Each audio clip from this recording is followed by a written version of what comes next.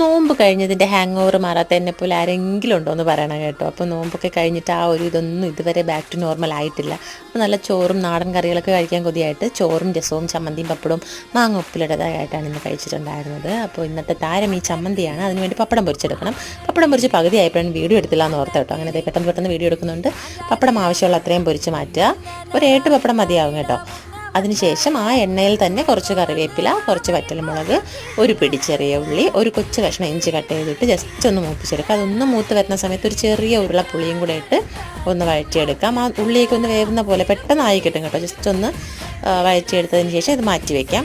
ഇത് ചെറിയതായിട്ടൊന്ന് ചൂട് മാറിയതിന് ശേഷം മിക്സർ ജാറിലോട്ട് ഇടുക. ആവശ്യത്തിനുള്ള തേങ്ങ ഇടുക, ഉപ്പിടുക, ഇതൊന്ന് ക്രഷ് ചെയ്തെടുക്കുക. അത് ഈ ഒരു പരുവത്തിന് കിട്ടും. ഇത് തന്നെ ഭയങ്കര ടേസ്റ്റാണ്.